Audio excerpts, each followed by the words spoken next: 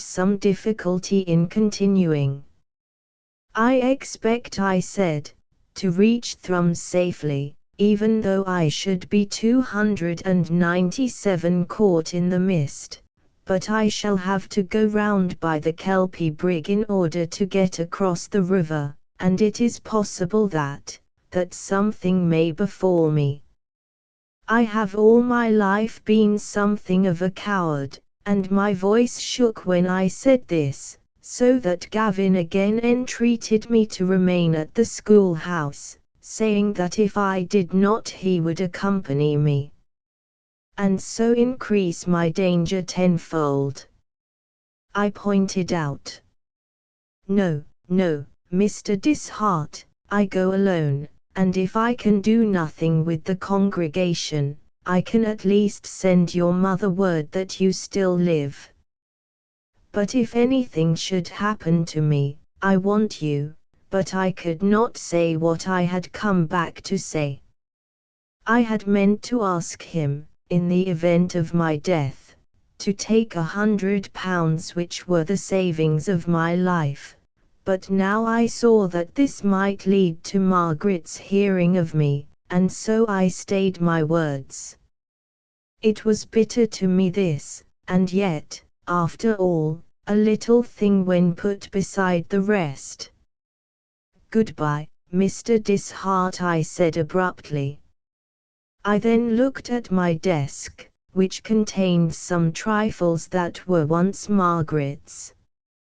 "Should anything happen to me," I said, "I want that old desk to be destroyed unopened." "Mr. Ogilvy," he answered gently, "you are venturing this because you loved my mother. If anything does befall you, be assured that I will tell her what you attempted for her sake." I believe he thought it was to make some such request that I had turned back. "You must tell her nothing about me," I exclaimed, in consternation. "Swear that my name will never cross your lips before her." "No, that is not enough. You must forget me utterly, whether I live or die, lest some time you should think of me and she should read your thoughts." "Swear, man." "Must this be?" he said, gazing at me. 298. "Yes," I answered more calmly, "it must be. For nearly a score of years I have been blotted out of your mother's life, and since she came to Thrums my one care has been to keep my existence from her. I have changed my burying ground even from Thrums to the glen, lest I should die before her, and she, seeing the hearse go by the tenements, might ask, 'Whose funeral is this?'" In my anxiety to warn him, I had said too much. His face grew haggard, and there was fear to speak on it, and I knew, that some damnable suspicion of Margaret, she was my wife. I cried sharply. "We were married by the minister of Harvey. You are my son." 299. Chapter 36. Story of the Dominie.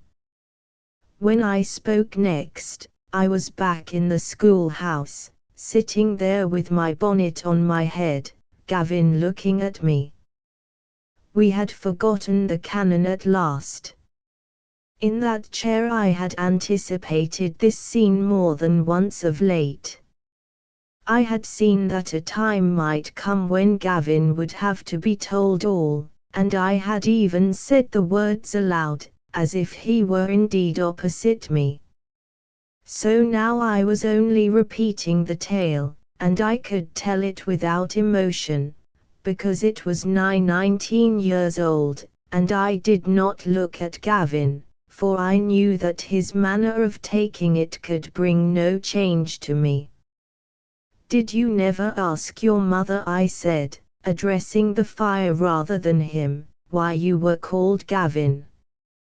"Yes," he answered, it was because she thought Gavin a prettier name than Adam. No, I said slowly, it was because Gavin is my name. You were called after your father. Do you not remember my taking you one day to the shore at Harvey to see the fishermen carried to their boats upon their wives' backs, that they might start dry on their journey? No, he had to reply. I remember the women carrying the men through the water to the boats, but I thought it was my father who, I know whom you mean, I said. That was our last day together, but you were not 3 years old. Yet you remembered me when you came to Thrums. You shake your head, but it is true. Between the diets 300 of worship that first Sabbath I was introduced to you, and you must have had some shadowy recollection of my face, for you asked, surely I saw you in church in the forenoon, Mr. Ogilvy. I said yes, but I had not been in the church in the forenoon. You have forgotten even that, and yet I treasured it. I could hear that he was growing impatient, though so far he had been more indulgent than I had any right to expect. It can all be put into a sentence, I said calmly. Margaret married Adam Dishart, and afterwards, believing herself a widow, she married me. You were born, and then Adam Dishart came back. That is my whole story, and here was I telling it to my son, and not a tear between us. It ended abruptly, and I fell to mending the fire. When I knew your mother first, I went on, after Gavin had said some boyish things that were of no avail to me, I did not think to end my days as a dominie. I was a student at Aberdeen, with the ministry in my eye, and sometimes on Saturdays I walked 40 miles to Harvey to go to church with her. She had another lover, Adam Dishart, a sailor turned fisherman, and while I lingered at corners, wondering if I could dare to meet her and her mother on their way to church, he would walk past with them. He was accompanied always by a lanky black dog, which he had brought from a foreign country. He never signed for any ship without first getting permission to take it with him, and in Harvey they said it did not know the language of the native dogs. I have never known a man and dog so attached to each other. I remember that black dog, Gavin said. I have spoken of it to my mother, and she shuddered, as if it had once bitten her.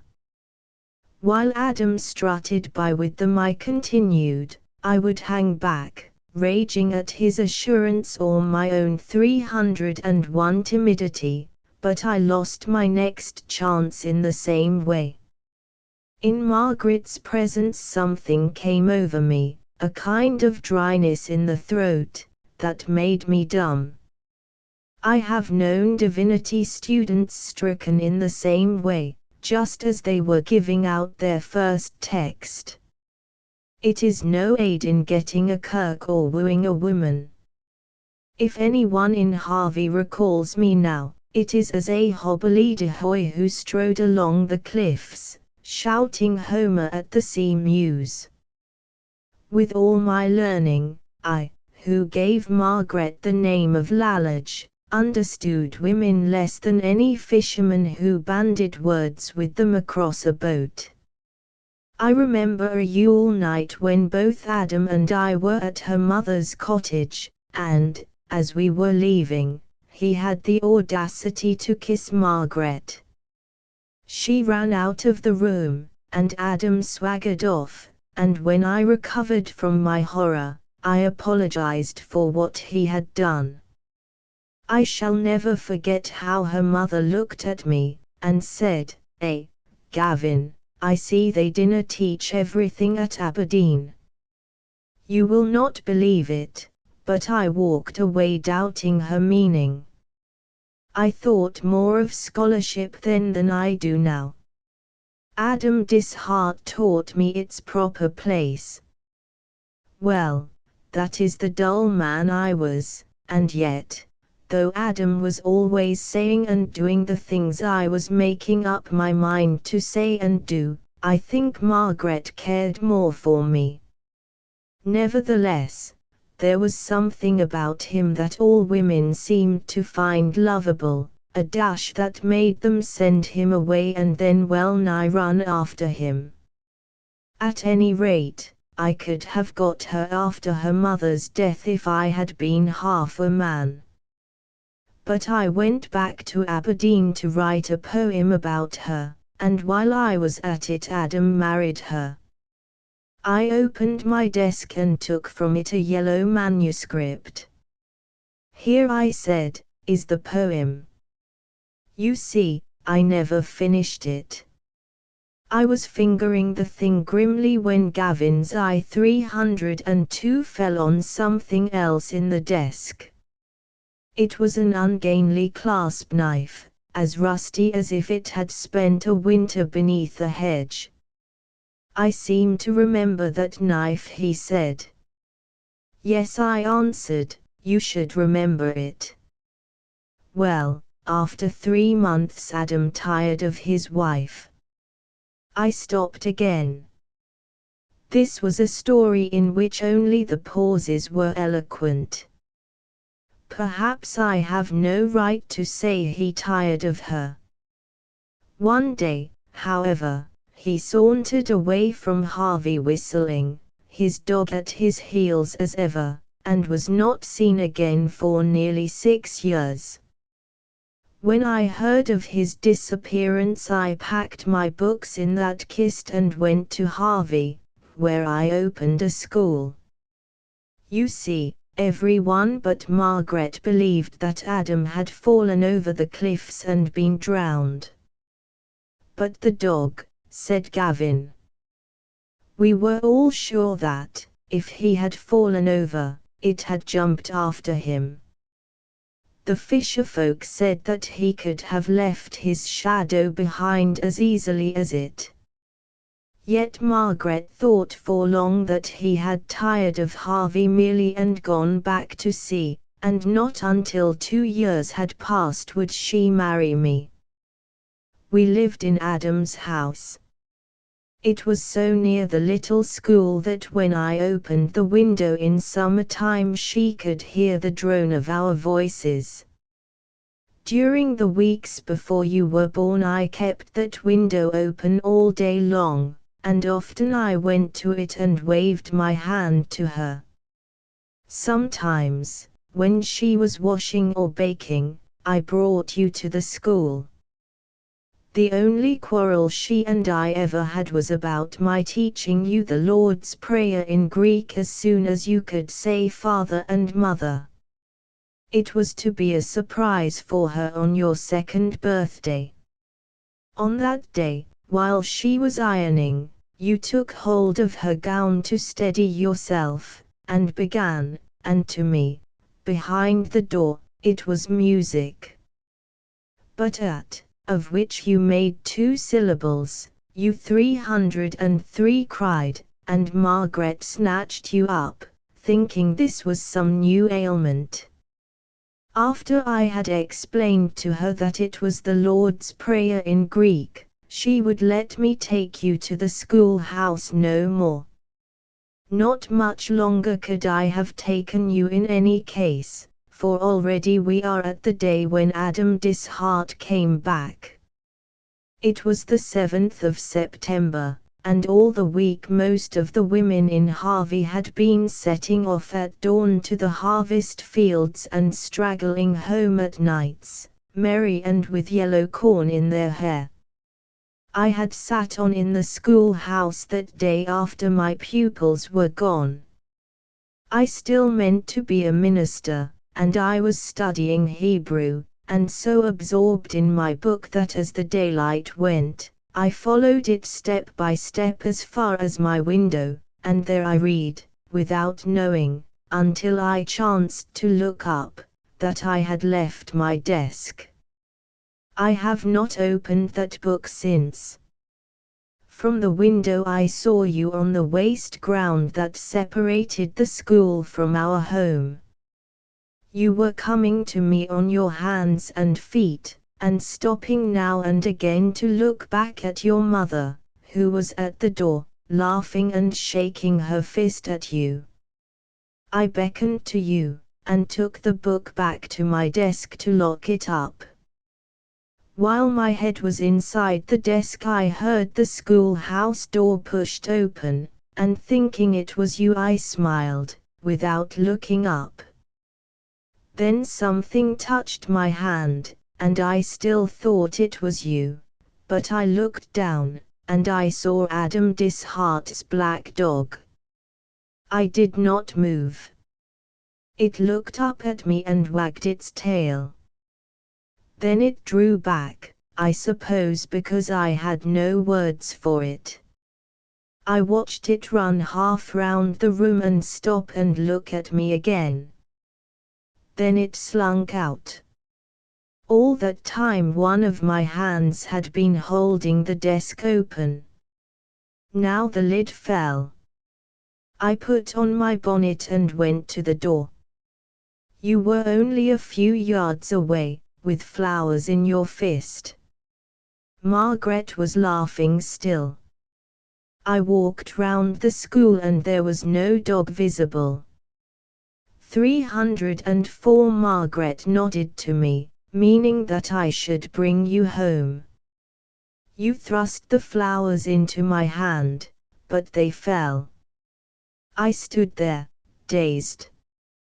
I think I walked with you some way across the waste ground. Then I dropped your hand and strode back to the school. I went down on my knees, looking for marks of a dog's paws, and I found them. When I came out again your mother was no longer at our door, and you were crying because I had left you. I passed you and walked straight to the house. Margaret was skinning rushes for wicks. There must have been fear in my face, for as soon as she saw it she ran to the door to see if you were still alive. She brought you in with her, and so had strength to cry, "What is it? Speak." "Come away," I said, "come away," and I was drawing her to the door, but she pressed me into a chair. I was up again at once. "Margaret," I said, "ask no questions. Put on your bonnet, give me the boy, and let us away." I could not take my eyes off the door, and she was walking to it to look out when I barred the way with my arm. "What have you seen?" she cried, and then, as I only pointed to her bonnet, she turned to you, and you said, "Was it the black dog, father?" Gavin, then she knew, and I stood helpless and watched my wife grow old. In that moment she lost the sprightliness I loved the more because I had none of it myself, and the bloom went from her face never to return. "He has come back," she said. I told her what I had seen, and while I spoke she put on her bonnet, and I exulted, thinking, and then she took off her bonnet, and I knew she would not go away with me. "Margaret," I cried, "I am that bairn's father." 305 Adams, my man, she said, and at that I gave her a look for which God might have struck me dead. But instead of blaming me she put her arms round my neck. After that we said very little. We sat at opposite sides of the fire, waiting for him, and you played on the floor. The harvesters trooped by, and there was a fiddle, and when it stopped, long stillness, and then a step. It was not Adam. You fell asleep, and we could hear nothing but the sea. There was a harvest moon. Once a dog ran past the door, and we both rose. Margaret pressed her hands on her breast. Sometimes she looked furtively at me, and I knew her thoughts. To me it was only misery that had come, but to her it was shame, so that when you woke and climbed into her lap she shivered at your touch. I could not look at her after that, for there was a horror of me growing in her face. 10 o'clock struck, and then again there was no sound but the sea pouring itself out on the beach. It was long after this, when to me there was still no other sound, that Margaret screamed, and you hid behind her. Then I heard it. Gavin, Margaret said to me, be a good man all your life. It was louder now, and then it stopped.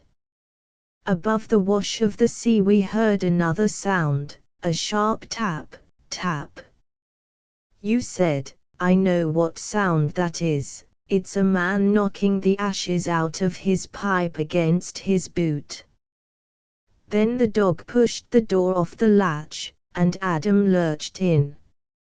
He was not drunk, but he brought the smell of drink into the room with him. He was grinning like one bringing rare news, and before she could shrink back or I could strike him he had Margaret in his arms. Lord, lass, he said, with many jovial oaths, to 306 think I'm back again. There, she's swoonded. What folks be women, to be sure.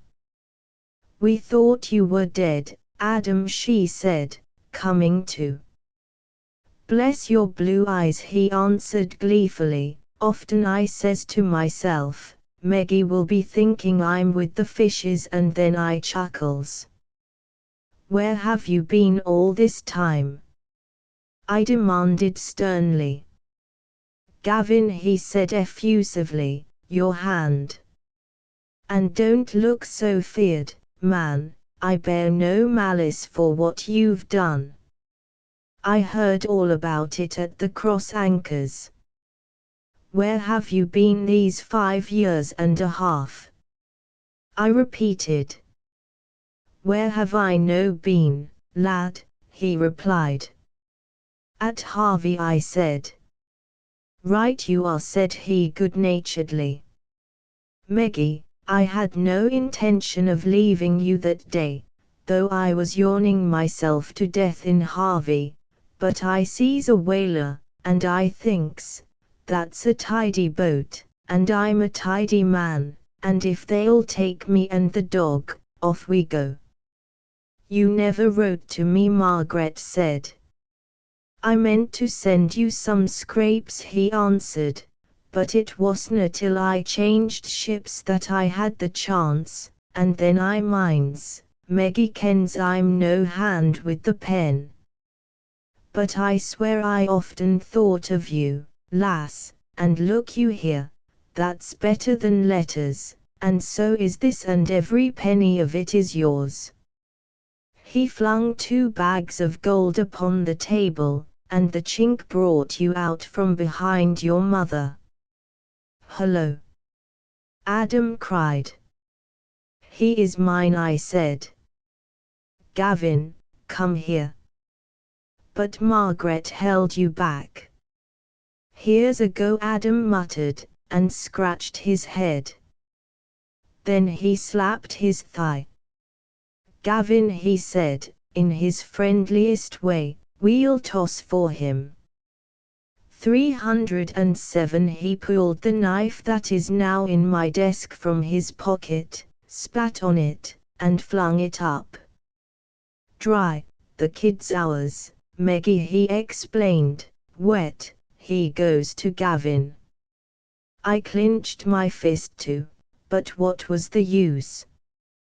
He caught the knife, and showed it to me. Dry, he said triumphantly, so he is ours, Meggie. Kitty, catch the knife. It is yours, and, mind, you have changed Dad's. And now that we have settled that, Gavin, there's my hand again. I went away and left them, and I never saw Margaret again until the day you brought her to Thrums. But I saw you once, a few days after Adam came back. I was in the schoolhouse, packing my books, and you were playing on the waste ground. I asked you how your mother was, and you said, she's flyed to come to the door till you gang awa, and my father's buying a boat. I'm your father, I said, but you answered confidently, you're no a living man. You're just a man I dreamed about, and I promised my mother no to dream about you again. I am your father, I repeated. My father's were buying a fishing boat, you insisted, and when I spat at my mother who my first father is, she says I'm havering. Gavin Ogilvy is your name, I said. No, you answered, I have a new name. My mother telled me my name is I to be Gavin Dishart now. She telled me, to fling awa this knife my father gave me, and I flung it awa a lot o' times, but I pick it up again. Give it to me, I said, with the wicked thoughts of a fool in my head. That is how your knife came into my possession. I left Harvey that night in the carrier's cart, but I had not the heart to return to college. Accident brought me here, and I thought it a fitting place in which to bury myself from Margaret. 308 Chapter 37. Second journey of the Dominie to Thrums during the 24 hours. Here was a nauseous draught for me. Having finished my tale, I turned to Gavin for sympathy, and, behold, he had been listening for the cannon instead of to my final words. So, like an old woman at her hearth, we warm our hands at our sorrows and drop in faggots, and each thinks his own fire a sun, in presence of which all other fires should go out. I was soured to see Gavin prove this, and then I could have laughed without mirth, for had not my bitterness proved it too. And now, I said, rising, whether Margaret is to hold up her head henceforth lies no longer with me, but with you. It was not to that he replied. You have suffered long, Mr. Ogilvy, he said. Father, he added, wringing my hand. I called him son, but it was only an exchange of musty words that we had found too late. A father is a poor estate to come into at 22. I should have been told of this, he said. Your mother did right, sir, I answered slowly, but he shook his head. I think you have misjudged her, he said. Doubtless while Adam Dishart lived, she could only think of you with pain, but after his death, I said quietly, I was still so horrible to her that she left Harvey without letting a soul 309 know whither she was bound. She dreaded my following her.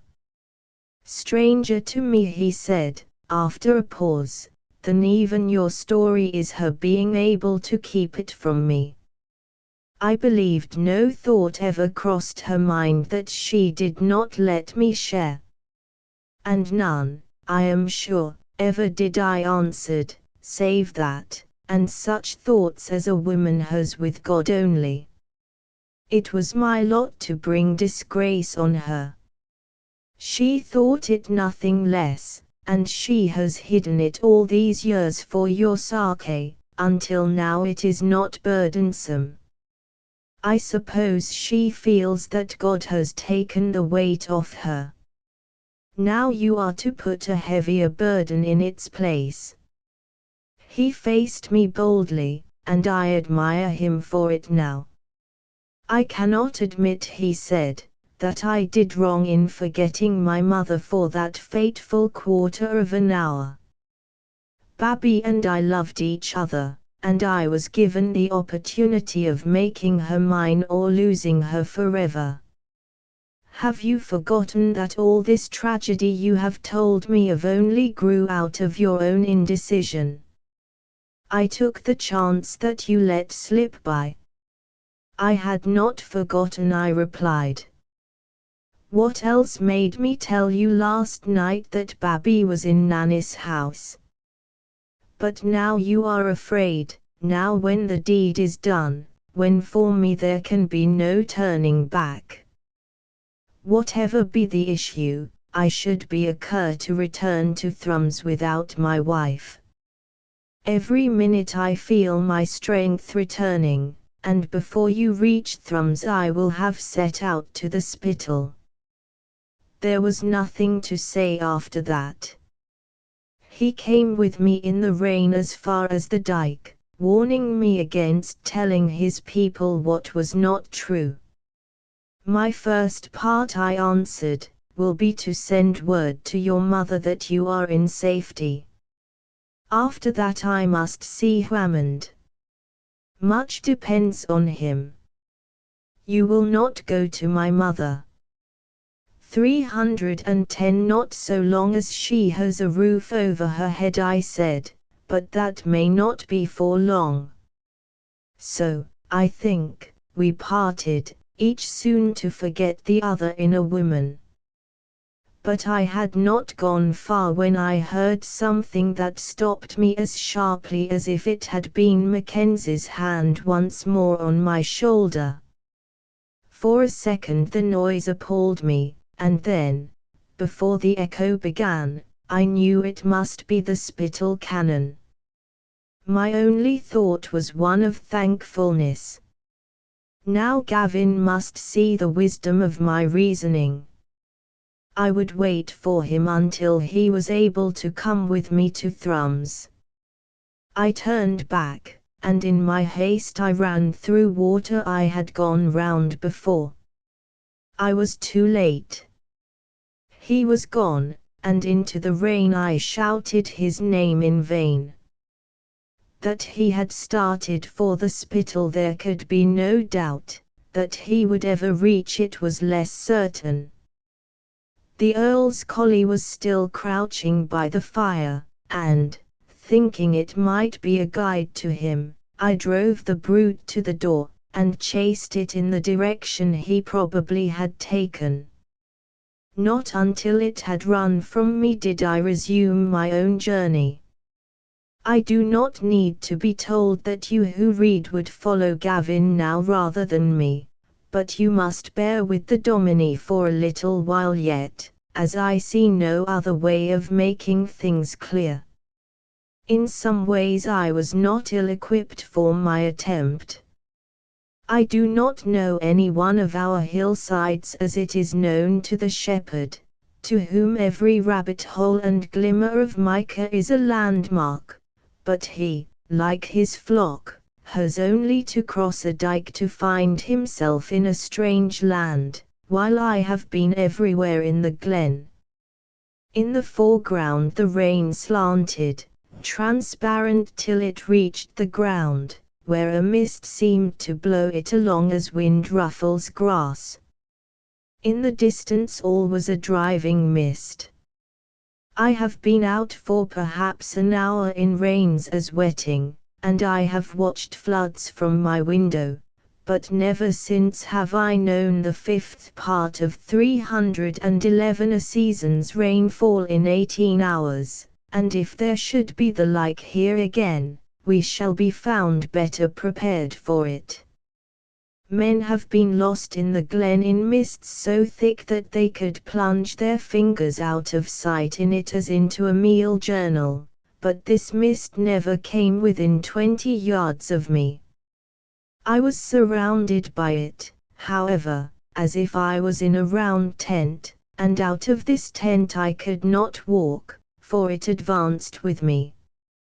On the other side of this screen were horrible noises, at whose cause I could only guess, save now and again when a tongue of water was shot at my feet, or great stones came crashing through the canvas of mist.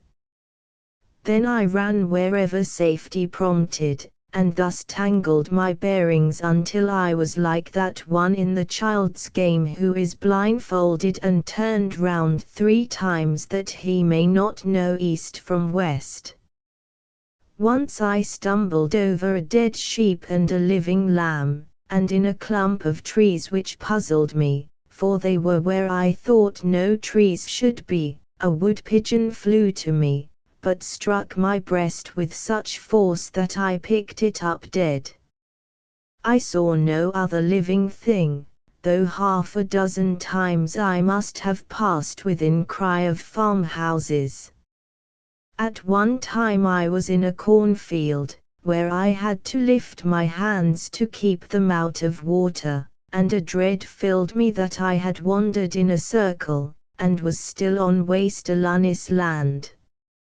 I plucked some corn and held it to my eyes to see if it was green, but it was yellow, and so I knew that at last I was out of the glen. People up here will complain if I do not tell how I found the farmer of Green Brae's £50. It is one of the best remembered incidents of the flood, and happened shortly after I got out of the cornfield. A house rose suddenly before me, and I was hastening to it when as suddenly 3 of its walls fell. Before my mind could give a meaning to what my eyes told it, the water that had brought down the house had lifted me off my feet and flung me among waves. That would 312 have been the last of the Domini had I not struck against a chest, then halfway on its voyage to the sea. I think the lid gave way under me, but that is surmise, for from the time the house fell till I was on the river in a kist that was like to be my coffin, is almost a blank. After what may have been but a short journey, though I had time in it to say my prayers twice, we stopped, jammed among fallen trees, and seeing a bank within reach, I tried to creep up it. In this there would have been little difficulty had not the contents of the kist caught in my feet and held on to them, like living things afraid of being left behind. I let down my hands to disentangle my feet, but failed, and then, grown desperate, I succeeded in reaching firm ground, dragging I knew not what after me. It proved to be a pillow slip. Green Brae still shudders when I tell him that my first impulse was to leave the pillow slip unopened. However, I ripped it up, for to undo the wet strings that had ravelled round my feet would have wearied even a man with a needle to pick open the knots, and among broken gimlets, the head of a grape, and other things no beggar would have stolen, I found a tin canister containing £50. Waster Lunny says that this should have made a religious man of Green Brae, and it did to this extent, that he called the fall of the cotter's house providential. Otherwise the cotter, at whose expense it may be said the money was found, remains the more religious man of the two. At last I came to the Kelpie's brig, and I could have wept in joy, and might have been better employed, when, like everything I saw on that journey, it broke suddenly through the mist, and seemed to run at me like a living monster. Next moment I ran back, for as I stepped upon the bridge I saw that I had been about to walk into the air. What was left of the Kelpie's brig ended in midstream. Instead of thanking God for the light without which I should have gone abruptly to my death, I sat down miserable and hopeless. 313 Presently I was up and trudging to the loops of Malcolm. At the loops the river runs narrow and deep between cliffs, and the spot is so called because one Malcolm jumped across it when pursued by wolves.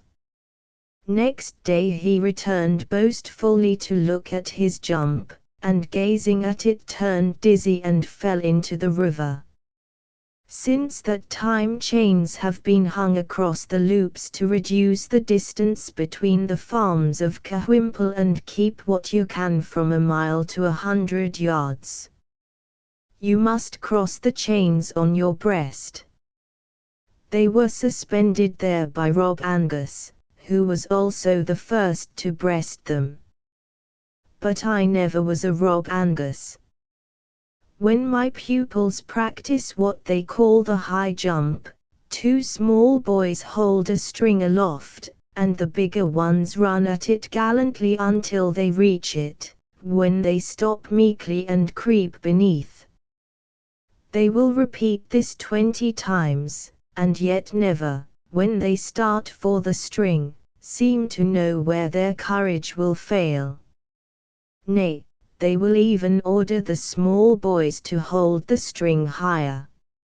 I have smiled at this, but it was the same courage while the difficulty is far off that took me to the loops. At sight of them I turned away. I prayed to God for a little of the mettle of other men, and he heard me, for with my eyes shut I seemed to see Margaret beckoning from across the abyss as if she had need of me. Then I rose calmly and tested the chains, and crossed them on my breast. Many have done it with the same danger, at which they laugh, but without that vision I should have held back. I was now across the river, and so had left the chance of drowning behind, but I was farther from Thrums than when I left the schoolhouse, and this countryside was almost unknown to me. The mist had begun to clear, so that I no longer wandered into fields, but though I kept to the roads, I could not tell that they led toward Thrums, and in my exhaustion I had often to stand still. Then to make a new start in the mud 314 was like pulling stakes out of the ground. So long as the rain faced me I thought I could not be straying far, but after an hour I lost this guide, for a wind rose that blew it in all directions. In another hour, when I should have been drawing near Thrums, I found myself in a wood, and here I think my distress was greatest, nor is this to be marvelled at, for instead of being near Thrums, I was listening to the monotonous roar of the sea. I was too spent to reason, but I knew that I must have travelled direct east, and must be close to the German Ocean. I remember putting my back against a tree and shutting my eyes, and listening to the lash of the waves against the beach, and hearing the faint toll of a bell, and wondering listlessly on what lighthouse it was ringing. Doubtless I would have lain down to sleep forever had I not heard another sound near at hand. It was the knock of a hammer on wood, and might have been a fisherman mending his boat. The instinct of self-preservation carried me to it, and presently I was at a little house. A man was standing in the rain, hammering new hinges to the door, and though I did not recognize him, I saw with bewilderment that the woman at his side was Nanny. It's the Dominie, she cried, and her brother added, Losh, sir, you hinna the look o' a living man. Nanny, I said, in perplexity, what are you doing here? Where else should I be? She asked. I pressed my hands over my eyes, crying, Where am I? Nanny shrank from me, but Sanders said, Has the rain driven you yet, man? You're in Thrums. But the sea, I said, distrusting him. I hear it. Listen. That's the wind in Windeher, Sanders answered, looking at me queerly. Come awa into the house. 315 Chapter 38. Thrums during the 24 hours, defense of the manse. Hardly had I crossed the threshold of the mud house when such a sickness came over me that I could not have looked up, though Nanny's voice had suddenly changed to Margaret's. Vaguely I knew that Nanny had put the kettle on the fire, a woman's first thought when there is illness in the house, and as I sat with my hands over my face I heard the water dripping from my clothes to the floor. Why is that bell ringing? I asked at last, ignoring all questions and speaking through my fingers. An artist, I suppose, could paint all expression out of a human face. The sickness was having that effect on my voice. It's the old licked bell, Sanders said, and it's almost as fearsome to listen to as last nicht's rain. I wish I kent what they're ringing it for. Wish no sick things, said Nanny nervously. There's things it's best to put off kenning as lang as we can.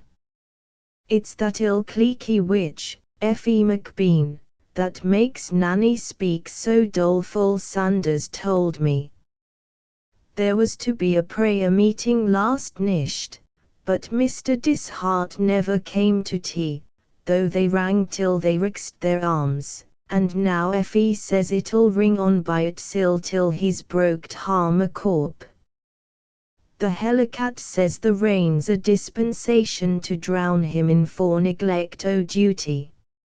Sal, I would think little o' the Lord if he needed to create 316 a new sea to drown one man in. Nanny, yon cutty, that's no swearing. I defy you to find a single lonely oath in what I've said. Never mind, Effie McBean, I interposed. What are the congregations saying about the minister's absence? We ken little except what Effie telled us, Nanny answered. I was at Tilly Adram yestreen, meeting Sanders as he got out o' the gaol, and that awfu' onding began when we was on the Bellies Braes. We focked our way through it, but not a soul did we meet, and what would gang out the day that can bide at harm? But Effie says it's kent in Thrums that Mr. Dishart has run off wi' an Egyptian. You're waur than her, Nanny, Sanders said roughly, for you had EWA reasons for kenning better. In the first place, has Mr. Dishart no keeped you in Silla the time I was awa? And for another, have I no been at the manse? My head rose now. He gaed to the manse, Nanny explained, to thank Mr. Dishart for being so good to me. But Jean wouldna let him in. I'm thinking that looks grey. Whatever was her reason, Sanders admitted, Jean wouldna open the door, but I keeked in at the parlour window, and saw Mrs. Dishart in tea looking very cosy-like and lorching, and do you think I would ha' seen that if ill had come ower the minister? Not if Margaret knew of it, I said to myself, and wondered at woman's forbearance. She had a skein o' worsted stretched out on her hands, Sanders continued, and a young leddy was winding it. I didna see her writ, but she wasna a Thrums leddy. Effie McBean says she's his intended, come to call him to account, Nanny said, but I hardly listened, for I saw that I must hurry to Tarmer's Whammons. 317 Nanny followed me to the gate with her gown pulled over her head, and said excitedly, "Oh, Dominie, I warrant it's true. It'll be Babby." Sanders dosna suspect, because I've telled him nothing about her. Oh, what's to be done? They were baith so good to me. I could only tell her to keep what she knew to herself. Has Rob Dow come back? I called out after I had started. "Whaur frae?" she replied, and then I remembered that all these things had happened while Nanny was at Tilly Adram. In this life some of the 7 ages are spread over 2 decades, and others pass as quickly as a stage play. Though a fifth of a season's rain had fallen in a night and a day, it had scarcely kept pace with Gavin. I hurried to the town by the Roods. That brae was as deserted as the country roads, except where children had escaped from their mothers to wade in it. Here and there dams were keeping the water away from one door to send it with greater volume to another, and at points the ground had fallen in.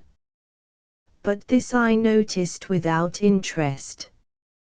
I did not even realize that I was holding my head painfully to the side where it had been blown by the wind and glued by the rain.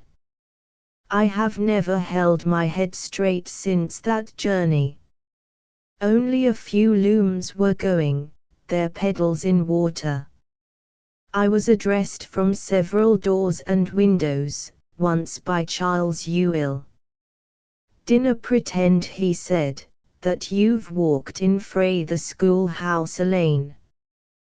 The rain chased me into this house yestreen, and here it has keeped me, though I bide no further awa than till Ilas." "Charles," I said in a low voice, "why is the old licht bell ringing?" "Ha you no heard about Mr. Dishart?" he asked. "Oh, man, that's Lang Tarmer's in the kirk by himsel." 318 tearing at the bell to bring the folk thegither to depose the minister. Instead of going to Whammond's house in the school wynd, I hastened down the bankers close to the kirk, and had almost to turn back, so choked was the close with floating refuse. I could see the bell swaying, but the kirk was locked, and I battered on the door to no purpose. Then, remembering that Hendry Munn lived in Cutstrance, I set off for his house. He saw me crossing the square, but would not open his door until I was close to it. When I opened, he cried, "Squeeze through quick," but though I did his bidding, a rush of water darted in before me. Hendry reclosed the door by flinging himself against it. "When I saw you crossing the square," he said, "it was surprise enough to cure the hiccup." "Hendry," I replied instantly, "why is the old licht bell ringing?" He put his finger to his lip. "I see," he said imperturbably, "you've met our folk in the glen and heard frae them about the minister." "What folk?" "Mair than half the congregation," he replied. "I started for Glen Clarity TWA hours sign to help the farmers." "You didna see them?" "No, they must have been on the other side of the river." Again that question forced my lips. Why is the bell ringing? Canny, Domini, he said, till we're up the stair. Maisie Munkers lugs at her keyhole listening to you. You lie, Hendry Munn, cried an invisible woman. The voice became more plaintive. I ken a heap, Hendry, so you may as well tell me a dot. Lick away at the bone you have, the shoemaker replied heartlessly, and conducted me to his room up one of the few inside stairs then in Thrums. Hendry's 319 oddest furniture was 5 boxes, fixed to the wall at such a height that children could climb into them from a high stool. In these his bairns slept, and so space was economized. I could never laugh at the arrangement, as I knew that Betty had planned it on her deathbed for her man's sake. 5 little heads bobbed up in their beds as I entered, but more vexing to me was Weary World on a stool. In by, Domini, he said sociably. Sal, you needna fear burning weir that water on you. You're in mair danger o' coming a boil. I want to speak to you alone, Hendry, I said bluntly. You winna put me out, Hendry, the alarmed policeman entreated. Mind, you said in sick weather you would be friendly to a brute beast. Domini, what's your news? It's welcome, be it good or bad. You would meet the townsfolk in the glen, and they would tell you about Mr. Dishart. What, you hinna heard? Oh, sirs, he's a lost man. There would ha' been a meeting the day to depose him if so many hadna gane to the glen. But the morn'll do as weel. The very women is cursing him, and the laddies has begun to gather stands. He's married on an Egypt, Hendry. I cried, like one giving an order. Weary World, step, said Hendry sternly, and then added soft-heartedly, here's a bit news that'll open Maisie Munker's door to you. You can tell her frae me that the bell's ringing just because I forgot to tie it up last nicht, and the wind's shaking it, and I winna gang out in the rain to stop it. The policeman said, looking at me sulkily, she may open her door for that, but it'll no let me in. Tell me mair. Tell me what the leddy at the manse is. Out you go, answered Hendry. Once she opens the door, you can shove your foot in, and sign she's in your power. He pushed Weary World out, and came 320 back to me, saying, it was best to tell him the truth, to keep him frae making up lies. But is it the truth? I was told Lang Tarmers, I ken that story, but Tarmers has other work on hand. Then tie up the bell at once, Hendry, I urged. I canna, he answered gravely. Tarmers took the keys o' the kirk fram me yestreen, and winna gie them up. He says the bell's being rung by the hand o' God. Has he been at the manse? Does Mrs. Dishart know? He's been at the manse TWA or 3 times, but Jean barred him out. She'll let nobody in till the minister comes back, and so the mistress kens nothing. But what's the use o' keeping it frae her wony langer? Every use, I said. None, answered Hendry sadly. Domini, the minister was married to the Egyptian on the hill last nicht, and Tarmers was witness. Not only were they married, but they've run AFF Thegitha.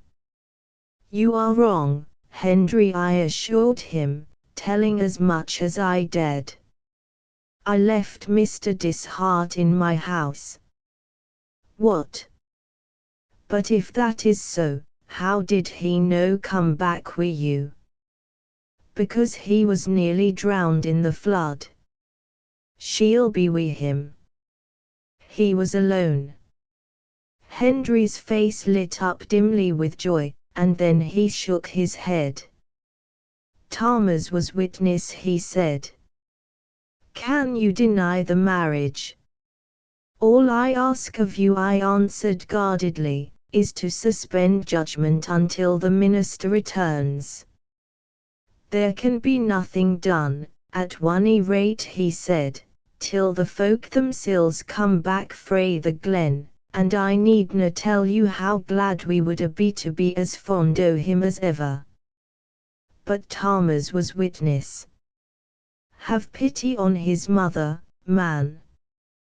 321 We've done the best for her we could, he replied. We prigged we Thomas no to gang to the manse till we was sure the minister was living. For if he has been drowned, we said, his mother need never ken what we were thinking o' doing. And we're sorry for the young lady, too. What young lady is this you all talk of? I asked. She's his intended. You needna start. She has come o' the road frae Glasgow to challenge him about the gypsy. The pitiful thing is that Mrs. Dishart lodged o'er her fears, and now they are baith waiting for his return, as happy as ignorance can make them. There is no such lady, I said. But there is, he answered doggedly, for she came in a machine late last nicht, and I was ane o' a dozen that baith heard and saw it through my window. It stopped at the manse near half an hour. What's mair, the lady herself was at Sam L. Farquharson's in the tenements the day for TWA hours. I listened in bewilderment and fear. Sam L.'s bairns down wi' scarlet fever and like to die, and him being a widow man, he has gone useless. You mauna blame the wives in the tenements for hoarding back. They are flyed to smit their ain littlins, and as it happens, Sam L.'s friends is a AFF to the glen. Weel, he ran greeting to the manse for Mr. Dishart, and the lady heard him crying to Jean through the door, and what does she do but gang strout to the tenements wi' Sam L. Her goodness has naturally put the folk on her side against the minister. This does not prove her his intended, I broke in. She was heard saying to Sam L, answered the kirk officer, that the minister being awa, it was her duty to take his place. Yes, and though she little kent it, he was already married. Henry, I said, rising, I must see this lady at once. Is she still at Farquharson's house? 322 She may be back again by this time. Thomas set off for Sam L.'s as soon as he heard she was there, but he just missed her. I left him there an hour syne. He was waiting for her, determined to tell her all. I set off for the tenements at once, declining Henry's company. The wind had fallen, so that the bell no longer rang, but the rain was falling doggedly. The streets were still deserted.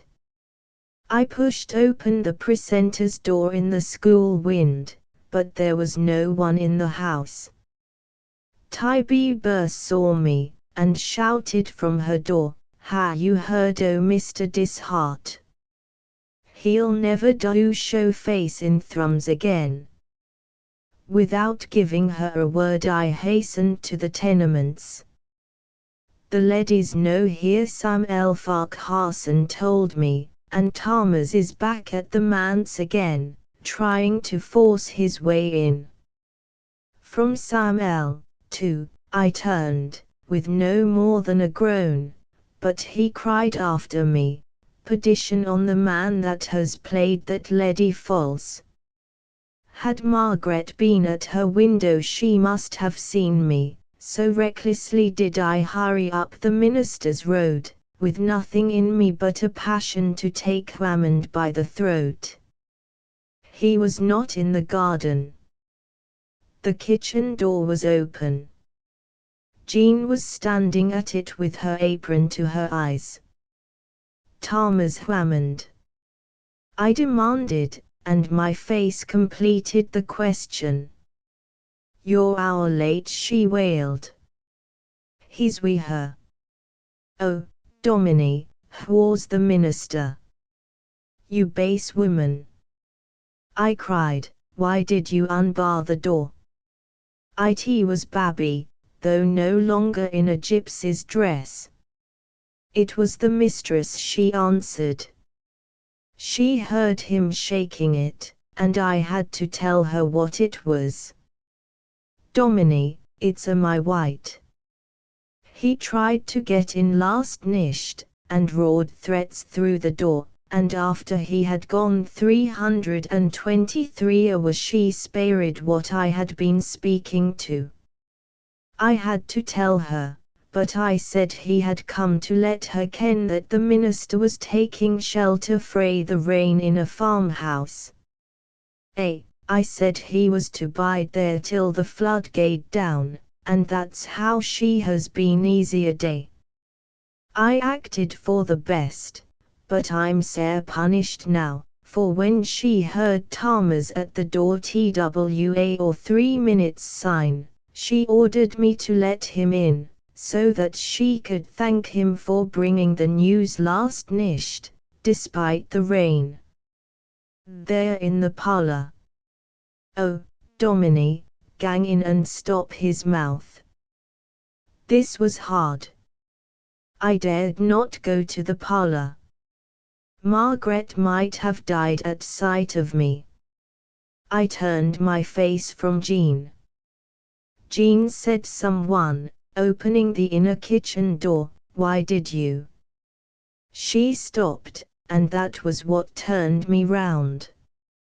As she spoke I thought it was the young lady. When I looked I saw it was Barrie, though no longer in a gypsy's dress.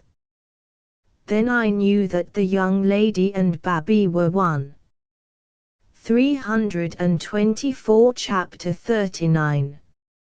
How Barrie spent the night of August 4th. How had the Egyptian been spirited here from the spittle? I did not ask the question. To interest myself in Barrie at that dire hour of Margaret's life would have been as impossible to me as to sit down to a book. To others, however, it is only an old woman on whom the parlour door of the manse has closed, only a garrulous Dominie that is in pain outside it. Your eyes are on the young wife. When Barrie was plucked off the hill, she thought as little as Gavin that her captor was robbed out. Close as he was to her, he was but a shadow until she screamed the second time, when he pressed her to the ground and tied his neckerchief over her mouth. Then, in the moment that power of utterance was taken from her, she saw the face that had startled her at Nanny's window. Half carried, she was borne forward rapidly, until someone seemed to rise out of the broom and strike them both. They had only run against the doctor's trap, and huddling her into it, Dow jumped up beside her. He tied her hands together with a cord. For a time the horse feared the darkness in front more than the lash behind, but when the rains became terrific, it rushed ahead wildly, probably with its eyes shut. In 3 minutes Barrie went through all the degrees of fear. In the first she thought Lord Rintoul had kidnapped her, but no sooner had her captor resolved himself into Tao, drunk with the events of the 325 day and night, than in the Earl's hands would have lain safety. Next, Tao was forgotten in the dread of a sudden death which he must share.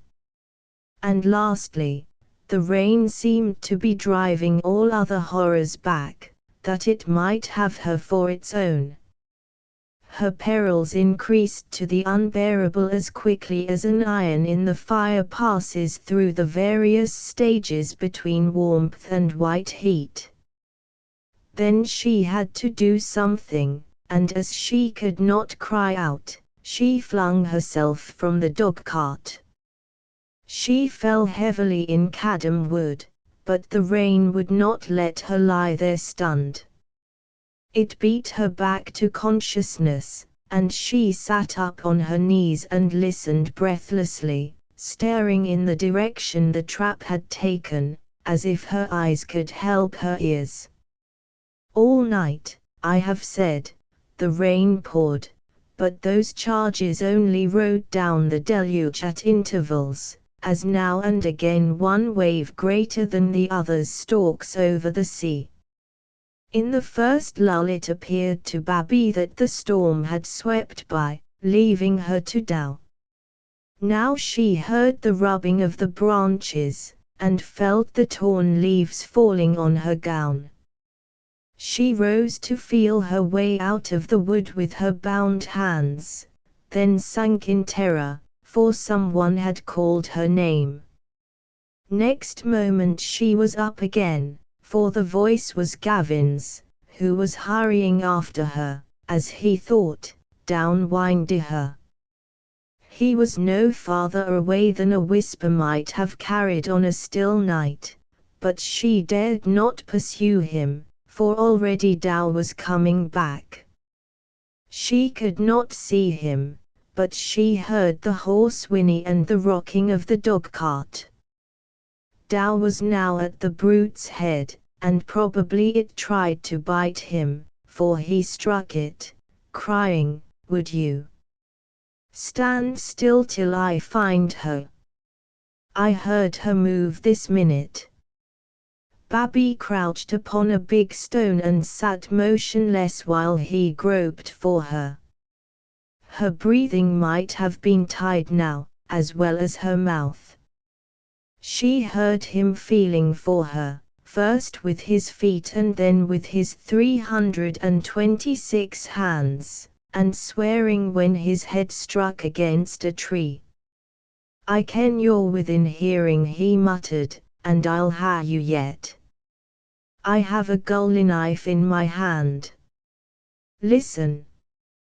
He severed a winstalk with the knife, and Barrie seemed to see the gleam of the blade. "What do I mean by wanting to kill you?" he said, as if she had asked the question. "Do you no ken what said to me, 'Kill this woman'? It was the Lord. I winna kill her, I said, but I'll cart her out o' the country." "Kill her," says he, "why encumbereth she the ground?" He resumed his search, but with new tactics. "I see you now," he would cry, and rush forward perhaps within a yard of her. Then she must have screamed had she had the power. When he tied that neckerchief round her mouth he prolonged her life. Then came the second hurricane of rain, so appalling that had Barrie's hands been free she would have pressed them to her ears. For a full minute she forgot Tao's presence. A living thing touched her face. The horse had found her. She recoiled from it, but its frightened head pressed heavily on her shoulder. She rose and tried to steal away, but the brute followed, and as the rain suddenly exhausted itself she heard the dragging of the dog-cart. She had to halt. Again she heard Dao's voice. Perhaps he had been speaking throughout the roar of the rain.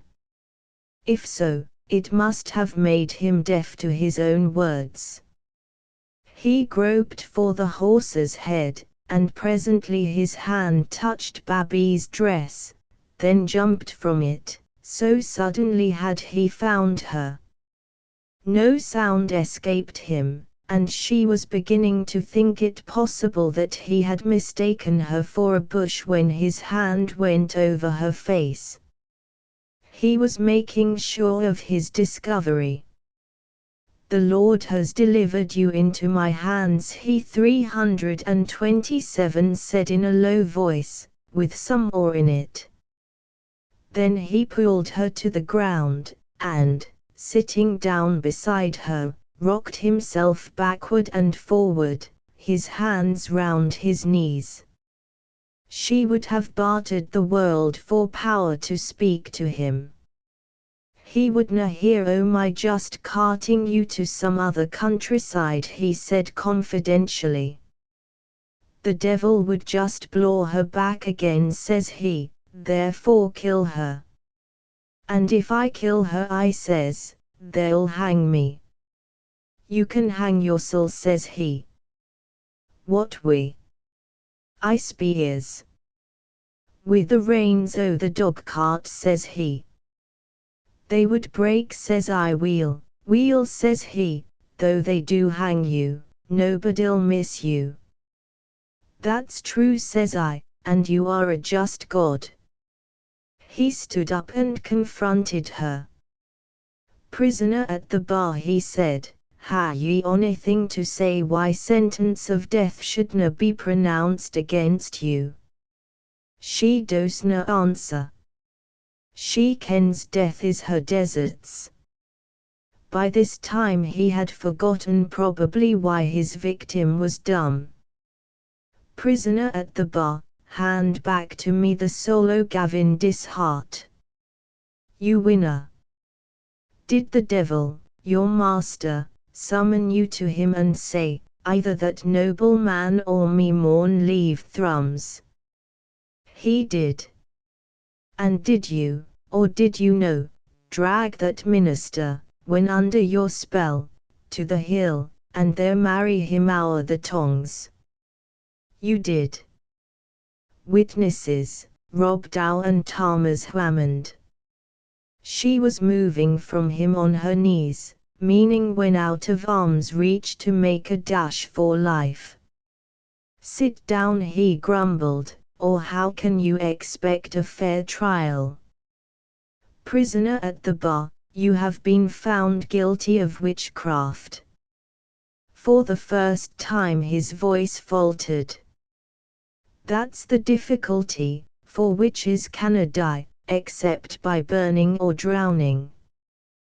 There's no blood in you for 328 my knife, and your neck wouldna twist. Your master has broke the rain to put out the fires, and we'll ha' to wait till it runs into a pool deep enough to drown you. I wonder at you, God. Do you believe her master'll make the pool for her? He'll rather stop his rain."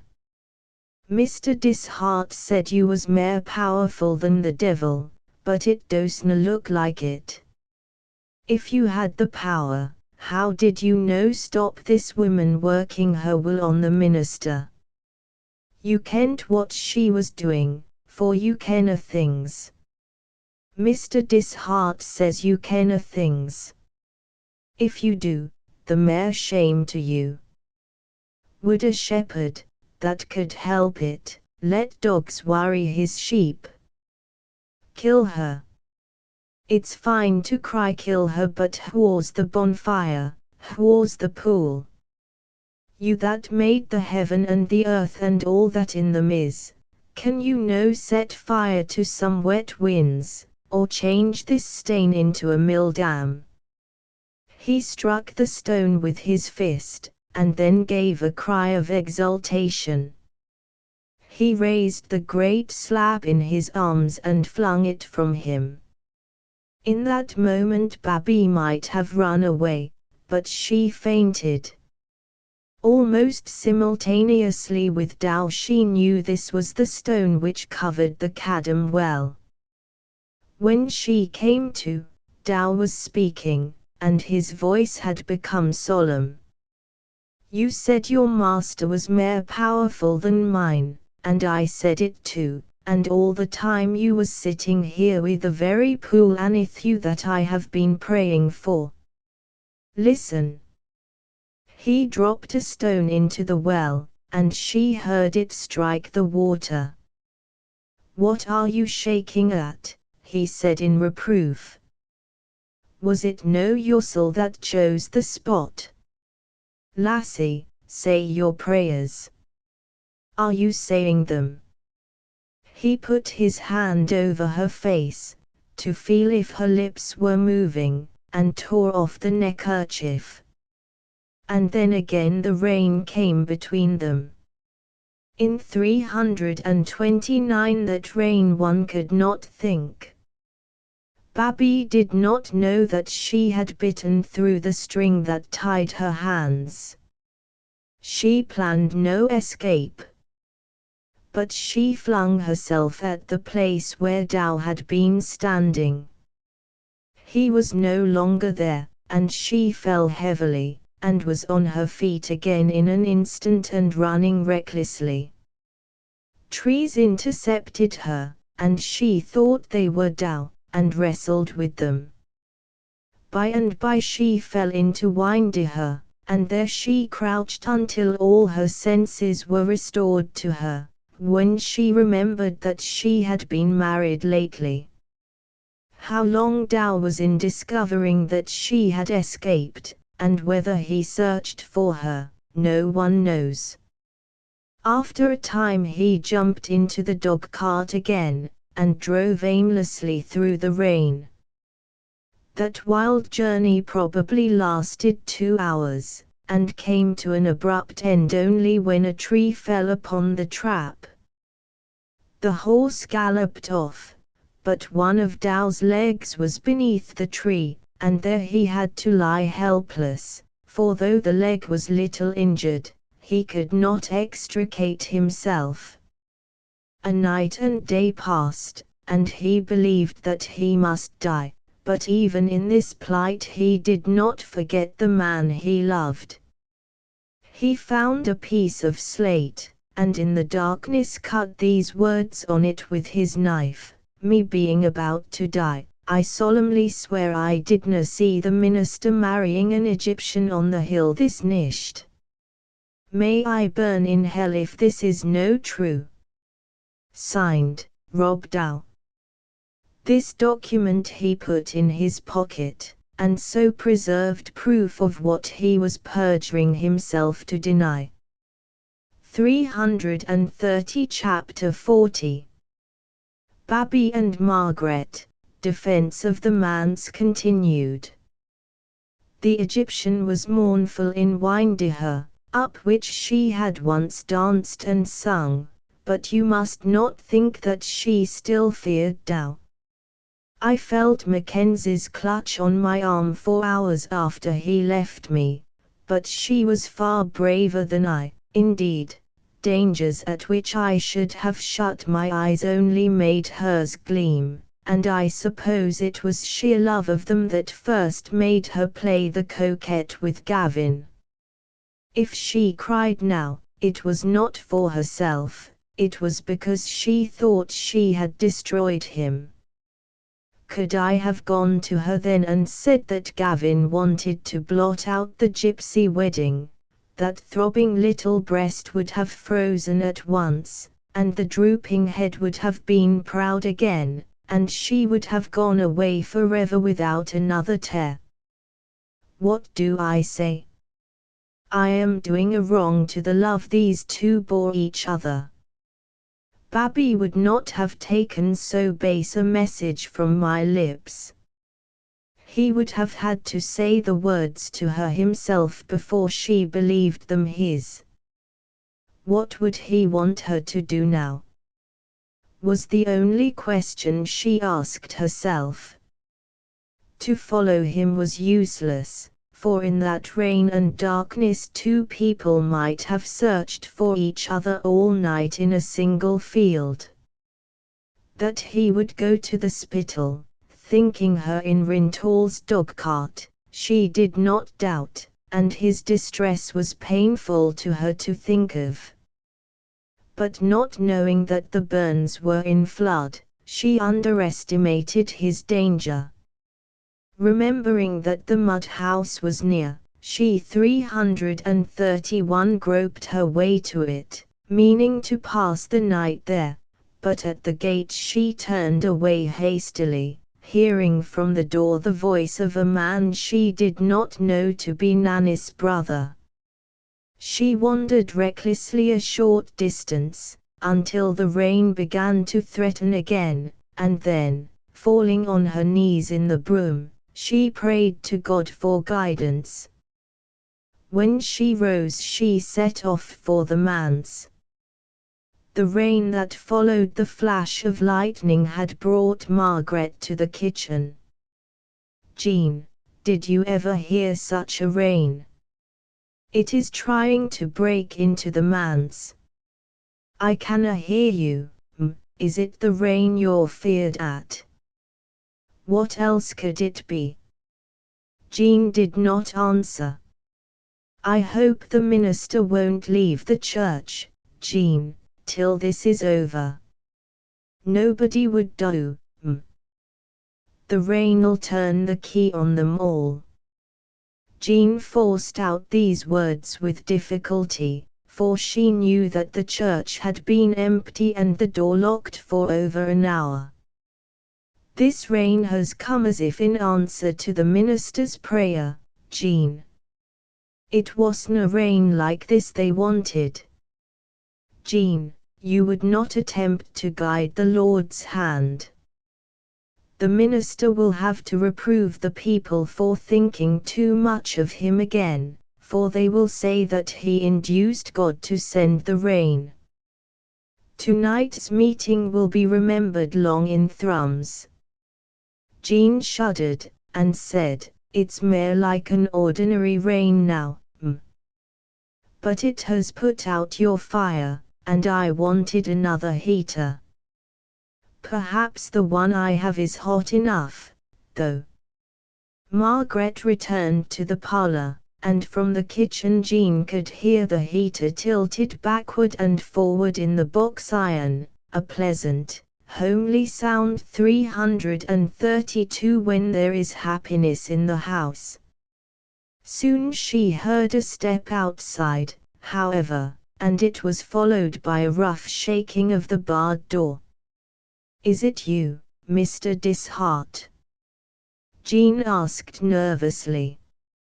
"It's me, Thomas Hammond," the precentor answered. "Unbar the door." "What do you want?" "Speak low." "I winna speak low." "Let me in. I han news for the minister's mother." "What news?" demanded Jean. "Jean Proctor, as chief elder of the kirk I order you to let me do my duty." "Who's the minister?" "He's a minister no longer. He's married a gypsy woman and run away with her." "You lie, Thomas Hammond. I believe, your belief's of no consequence. Open the door, and let me in to tell your mistress what I ha seen. She'll hear it first frae his ain lips if she hears it ever. I winna open the door. Then I'll burst it open." Hammond flung himself at the door, and Jean, her fingers rigid with fear, stood waiting for its fall. but the rain came to her rescue by lashing the precentor until even he was forced to run from it. "I'll be back again," he cried.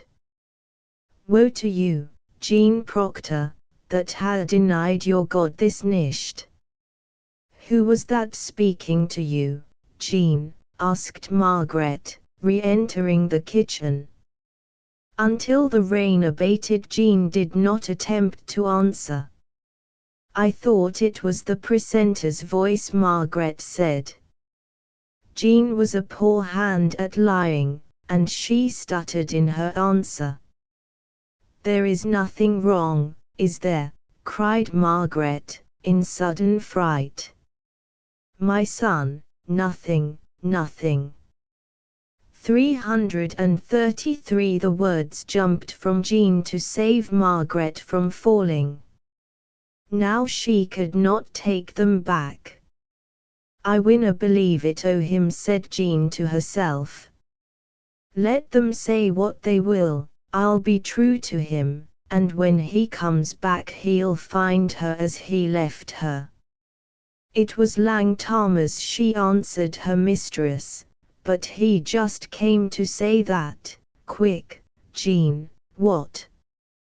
"Mr. Dishart has been called to a sick bed in the country, to the farm. Oh, look about you, and as it's sick a rain, he's to bide there a nicht. And Hammond came through that rain to tell me this. How good of him." "Was there any other message?" "Just that the minister hoped you would go straight to your bed," said Jean, thinking to herself, "There can be no great sin in giving her one mere happy nicht, it may be her last." The two women talked for a short time, and then read verse about in the parlor from the 3rd chapter of Mark. "This is the first night we have been left alone in the manse," Margaret said, as she was retiring to her bedroom, "and we must not grudge the minister to those who have sore need of him. I notice that you have barred the doors." "They're barred. Nobody can win in the nicht." "Nobody will want in," Jean Margaret said, smiling. "I dinna ken about that," answered Jean below her breath. May you sleep for baith o' us this nicht, for I doona gang to my bed." Jean was both right and wrong, for 2 persons wanted in within the next half hour, and she opened the door